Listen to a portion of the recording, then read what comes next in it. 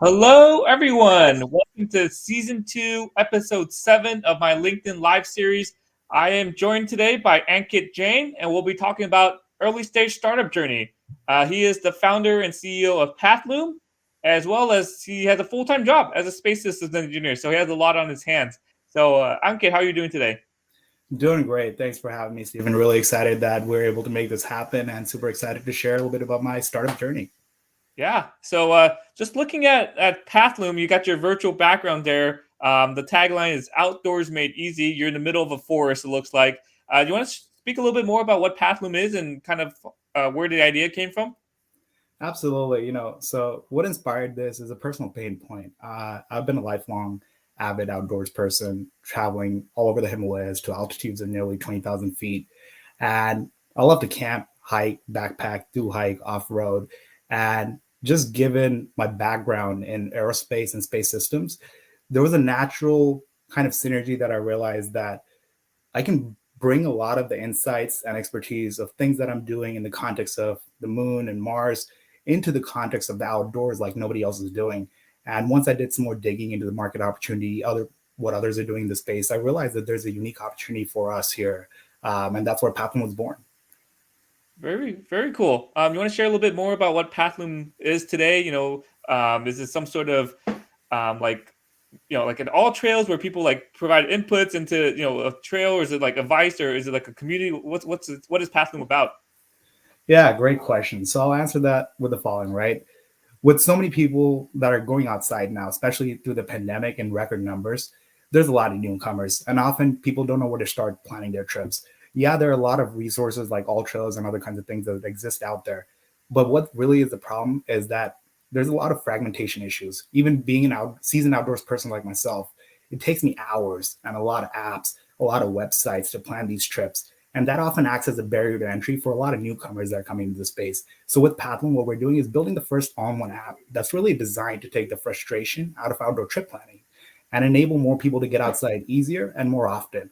And really, the vision behind it is to create sustainable access for outdoor recreation for generations to come. Because at the rate we're going, we see a lot of issues in the outdoor recreation industry, especially when you consider overcrowding, illegal camping, illegal campfires, litter issues, et cetera, et cetera. So there's a lot to be done in this space, and we believe we're the team to make that happen. That is awesome. So, if people don't know, I'm a program manager. I have like that sort of organizational mindset for planning, right? If I have a trip, I know exactly where I'm going to be at what time, how long it's going to take to get there.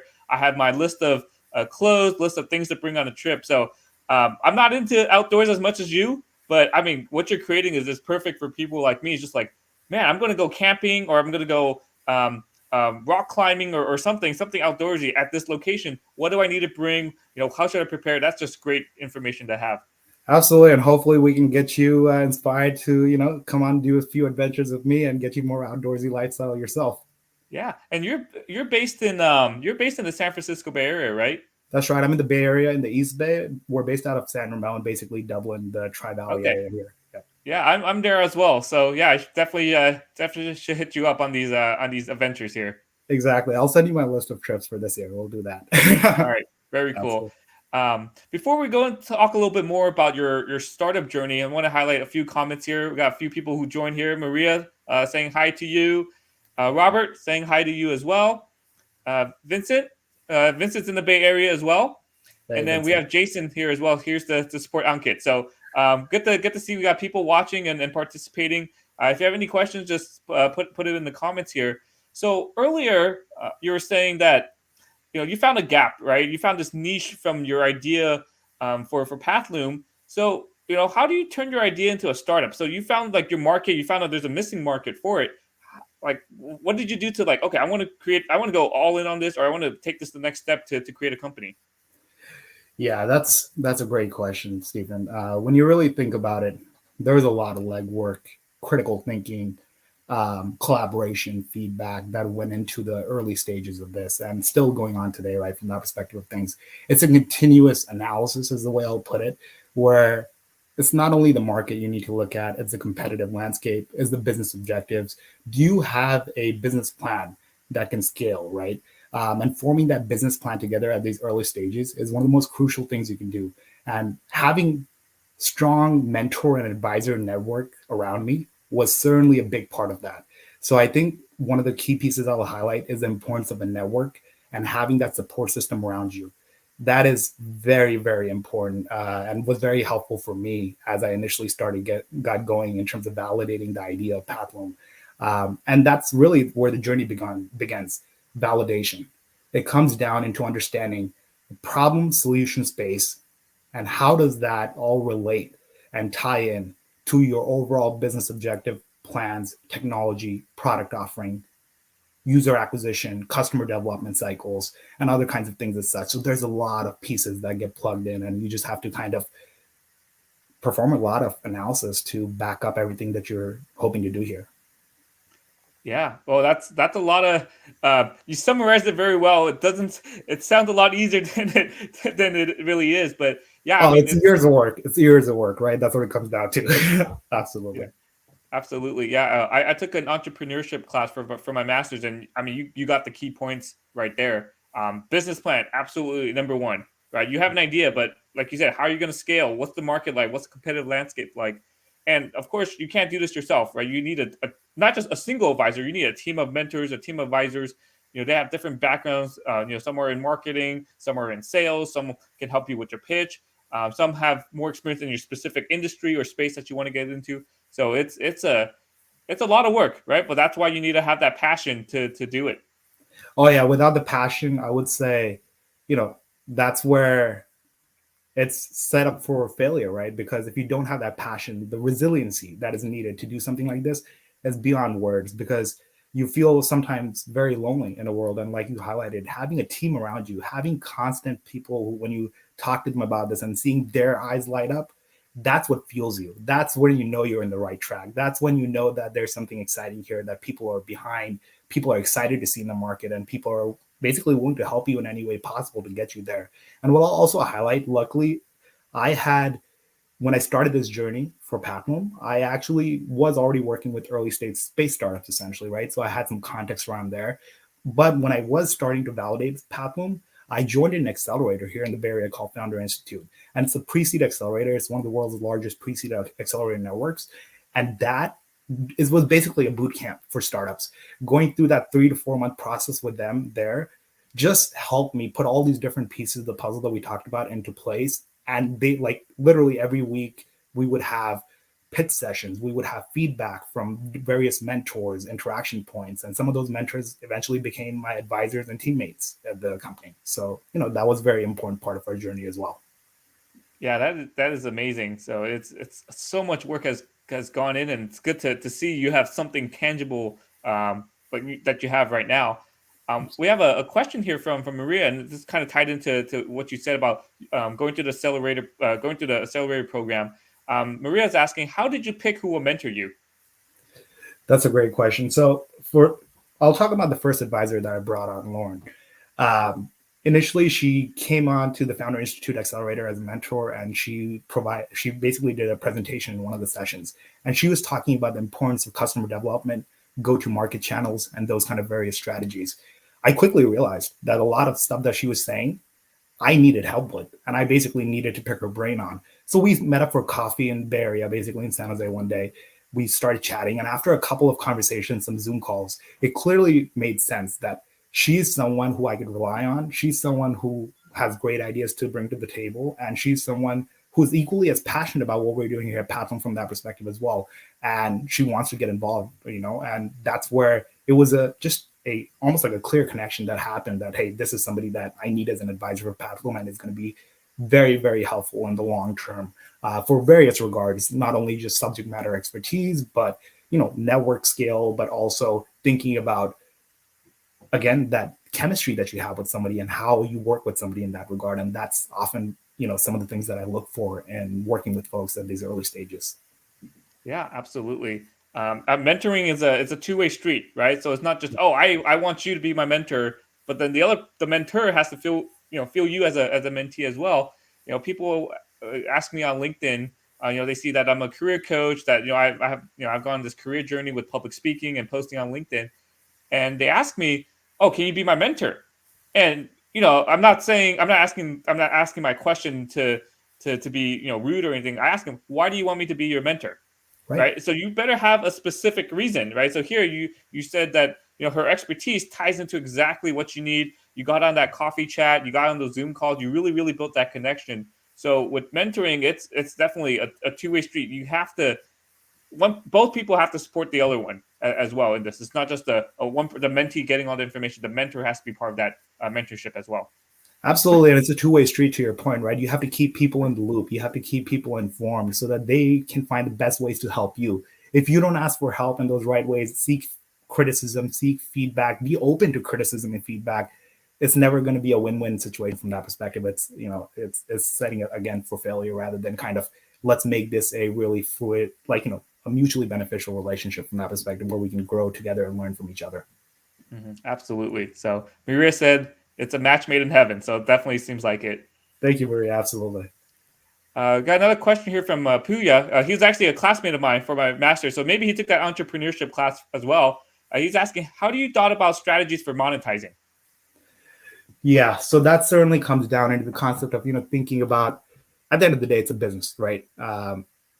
I started off by wanting to solve a problem for a pain point that I personally had, that others in my network shared with me, my fellow friends, outdoor enthusiasts shared with me. But to make it beyond just a hobby, there's got to be that potential of understanding how the business plan plays out. And we started evaluating others in the space. What business models do they effectively use, right? Is it a subscription model? Is it a direct one-time app purchase? Is it SaaS solutions? What are the different ways there are revenue generating sources? That's the question one must ask themselves. Then do a market analysis of it. Are those revenue generation sources going to scale? How likely are they to be retained in the future, right? In terms of recurring revenue from that perspective.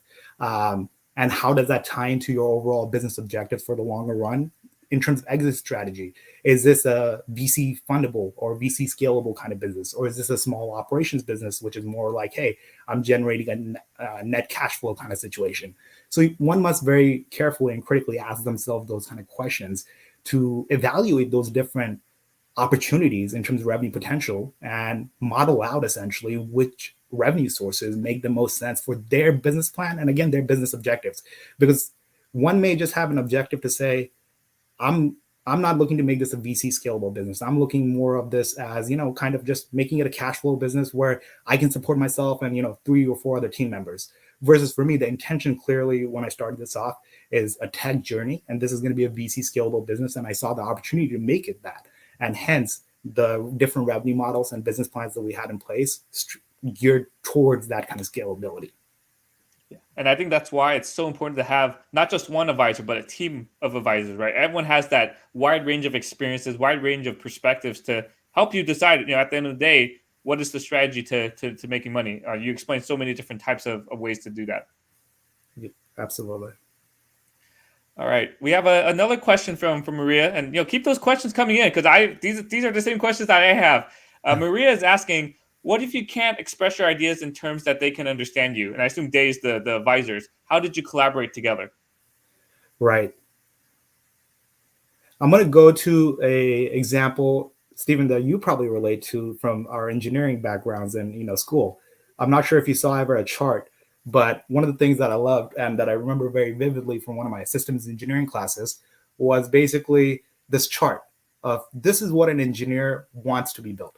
This is what this other stakeholder wants, thinks that the engineer wants built. This is what the product person wants built, and it's basically different variations of a tire swing. And that's why I love this question. Communication is so important, especially across so many different stakeholders, people from so many different backgrounds, and nailing down your elevator pitch for those 30 seconds or a minute pitch and being able to describe your business effectively goes a long, long way. What I did today, right, when I just started this thing, when we started the session today, I gave a 30-second pitch in Pathloom. That took many iterations and many months of work to get to that point, to get to that conciseness, right, of how to describe that business, the vision, the product, the market, etc. And that only just comes with practice, and getting continuous feedback, right? So through that Founder Institute Accelerator program, every week we would pitch, and every week we would be scored and rated by the various mentors and other cohort members in our accelerator. And based on that, we would get feedback on how to improve that. So what my suggestion would be here is pitch to many people as possible. Start with friends and family, right? Try to describe what you're thinking about to them. See if they understand it. If they don't, ask them what they're not understanding, how you can make your description of your business better. And based on that, it really just iteration until you get to a point where when you describe something or you give your 30-second to a minute elevator pitch, it's very concise, clear, and others understand what you're talking about at that point. Yeah, definitely. And I mean, you're pitching to venture capitalists to get funding for your startup idea. But for everyone out there, right? We all need an elevator pitch to pitch ourselves. Why should you hire us, right? And like you said, it has to be concise, right to the point. 30 seconds or so. It takes practice, right? And it's the same thing with when people ask me, so what do I do? I put my mission statement up front. I help shy introverts achieve confidence to I help shy introverts build confidence to achieve success in their career. I need to practice a little more, but again, it's No, I right to think the you have point. it. You know exactly what I'm about, and Right. that's a great transition to the next question here. How do you make an effective pitch? Again, it comes down to iteration, right? Still today, we're still iterating on our pitch. 1.5, 2 years down the line, we're still continuing to iterate because fundamental philosophy is you can always make things better. You can always continue to improve things. There's never something that's going to be perfect. There's always going to be room for improvement. And as long as you have that mindset, you will find your ways to make your pitch more effective than it was yesterday. And it again goes back to the concept of feedback. You need to pitch to as many people and listen to them, right? In terms of what they understand, what their feedback is, and how that best integrates into your overall plan. Not all the feedback is going to directly translate into everything that you're doing. It's going to be up to you to pick and choose and filter the feedback that makes most sense for you to pull together, right? Because not everybody's going to understand exactly what you're doing, and that's fine. Not everybody needs to understand what you're doing. However, for your objectives that you need to line, for those you do need to translate or communicate your pitch very effectively. And again, it just comes down to a lot of feedback. But having a foundational template to start off with, there's a lot of good pitches and resources out there that exist. If you just type in, Airbnb pitch template or Founder Institute Madlib pitch, there's a lot of templates out there that you can start off with that provide a good starting point. And from there, it comes down to a matter of refinement, pitching, and continue to get feedback and iterating on that. Wow. Yeah. I mean, the key here is practice, practice, practice, ask for feedback, and then, always iterate, right? It's never, I mean, just like your resume, just like your interview skills or anything like that. The key is practice, ask others for mock interviews, for mock mock pitches. You've probably done a bunch of those as well. Right. And that's how you get better, right? You go off that feedback and grow from there. We got a question here from your friend Jason. How do you keep yourself motivated? It's so much work right here. You spend months just trying to build your business plan, trying to create an elevator pitch. How do you keep yourself motivated? Hey, Jason, good to see you. So Jason, just for everybody's context, is actually one of my high school friends. So it's great to see him on here, and we're going to Death Valley next week. So super excited about that trip coming up here as well. But motivation, I think it goes back to resiliency for me. When I think about moments of downtime, right? It's not easy. Let's just put it this way. Starting a startup, doing something like this, it's never going to be easy. There's always going to be roadblocks. There's always going to be challenges, and you're going to have to find ways to adapt and be resilient from that perspective. But it's also those moments where, like I mentioned earlier, where people, when you talk about your business to them, your idea to them, what you're doing to them, their eyes light up. The way they get excited, that is fuel in the fire. That truly is one of my biggest sources of motivation is the community around me. It really, really helps me to, in those hard times, to basically say, hey, look, this is okay. We're gonna figure out a way out of this, essentially, or we're gonna get through this. And having that mindset of saying we're gonna get through this, I think is a key factor in my motivation in terms of, I guess, again, it comes from resiliency, but also the community around me. Like I said, that is my biggest source of motivation. Yeah, absolutely. I mean, creating a startup is not easy. Even graduating from college is not easy. And I mean, that's the same advice I share with college students. Pick your major based on what you want to do, not because your parents want you to do it, your friends are doing it because it makes the most money. Because every major is hard, right? Creating a startup, you're taking your idea into building into a company. It's hard. So when things get tough, you need that resiliency. You need that motivation to take you through those hard times, knowing things will get better. That this is truly what I really, really want to do. Exactly. One thing I'll add to that point as well, Stephen, progress. The importance of progress, measurable progress. That I think is a very important piece to motivation as well. For me, it's very important to see that what I'm doing today has progressed to what I'm doing tomorrow. If I see that stagnation, that's probably the thing that scares me the most, to be honest. Um, Stagnation is one of those things that, again, can stifle you and progress in that sense, and can hinder your motivation as well when you don't see things growing, and that can affect the overall morale and everything in that regard. So progress is another key thing, is making sure that you can notice the progress, but also you can create objectives that get you those sizable progress milestones as well. That's very, very important. Absolutely. You have those KPIs or any other three-letter acronym you want to use to keep track of your performance, your objectives, and how your results as well. I think this is very similar to what you just shared. Maria is asking, what led you to be passionate about what you do for your company? Great question, Maria. Really, I think it stems from the personal pain point where this all started. It came to a point of like me asking myself, why is nobody solving this problem in the way I think this problem should be solved? And when you have that inspiration, basically, of saying, this is something where I started off, where this is going to make an impact in my own life, that itself is just so relatable to me, or to myself, where I can say, what I'm working on is going to help me and others around me. And that itself is what fuels a lot of passion for me, because I know it's going to have an impact in a way that I care about in this world. Like I mentioned, one of the visions for Pathloom, sustainable access for outdoor recreation. That to me is something I'm very passionate about on. And working towards that vision with Pathloom as a vehicle really keeps me in the game and keeps me passionate, because I know what I'm working towards. I know what my longer term objective is. And I know what that vision is. It's grandiose. It has audacity to it, essentially, from that perspective of things, right? And going towards that direction and seeing progress in that direction is what I would say keeps me passionate in that regard as well. Yeah. Earlier, you're saying that when you're making your elevator pitch, you're sharing your passion. When other people's eyes light up, my eyes are light up right now. Your eyes are lit up right now. So, I Right. mean, you definitely, I mean, we can all see the passion in your voice, in the video, in your tone as well. It's amazing.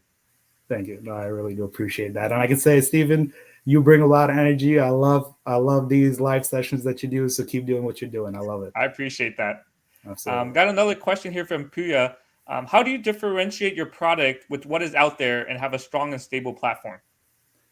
That's a great question. From thinking about product market fit, it really boils down into your unique value proposition. It has to be there. And if you're starting a startup, your unique value proposition, there has to be a unique value proposition. There has to be something where you're adding value to the table that doesn't exist today on the table, and that nobody else other than you believe can actually achieve that in a meaningful way. And that's where my fundamental belief stems from, is that the product that we think that we're creating, not not too many people in this world will be able to create the same product, because what makes it unique is us as a team who's behind this. Again, there's not too many Ankits, there's not too many Stevens, there's not too many Puyas who exist in the world. We're all different in our own unique ways.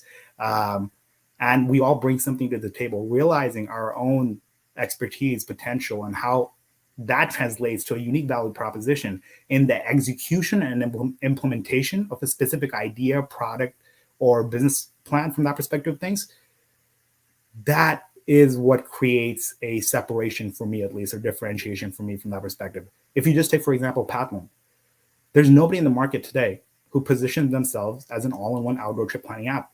We just did a survey actually with one of our partners, Mujja, that, where we realized that there were 300 plus applications and websites that people listed in planning their trips.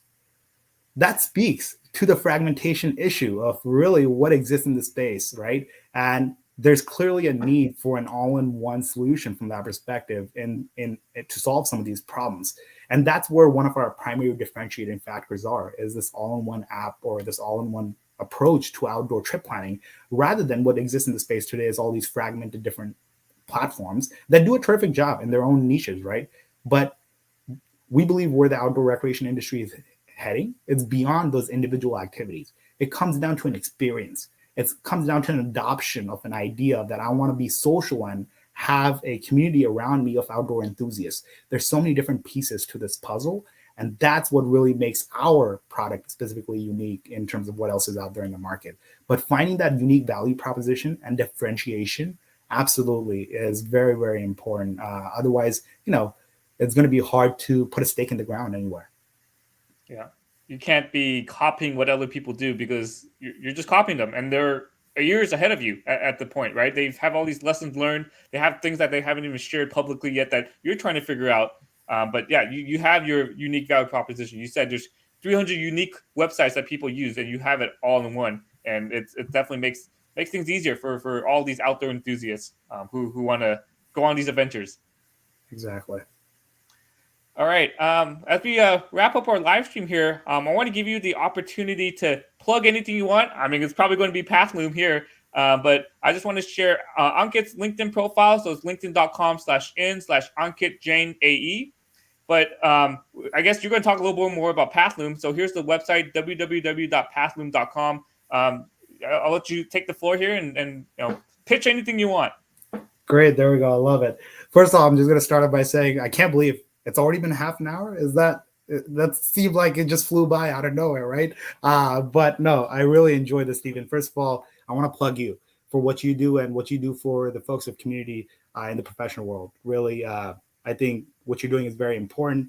It brings out a lot of folks out of their comfort zone, and it brings a lot of learning around that experience. So what Stephen's doing here it's amazing, and I love watching his LinkedIn Live videos.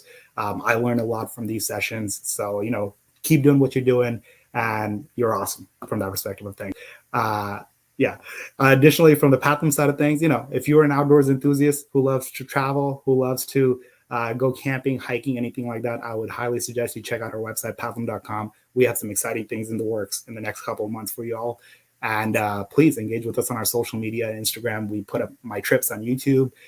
Jason, when we go on the trip together soon here in Death Valley next week, we'll have that YouTube video for you guys as well in the next few months. So,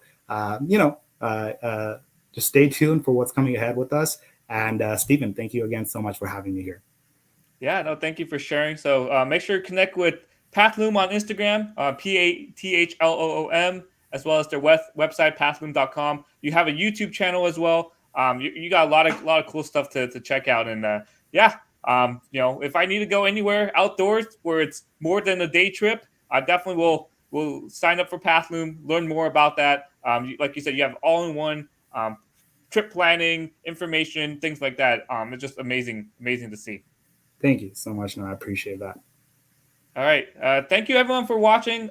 Learned a lot about Ankit's early stage startup journey, how to create a pitch, create that business plan, get a team of advisors and mentors, make that convincing pitch as well, and finally, monetizing. So thank you so much for your time, Ankit. Thank you for all those questions. There's a lot of great information here. Thank you all. I really appreciate it. All right, so we got some supporters here. Yvonne will be utilizing Pathloom, and Lona's sharing her support as well. So, all right, thank you, everyone, and I'll talk to you all next week.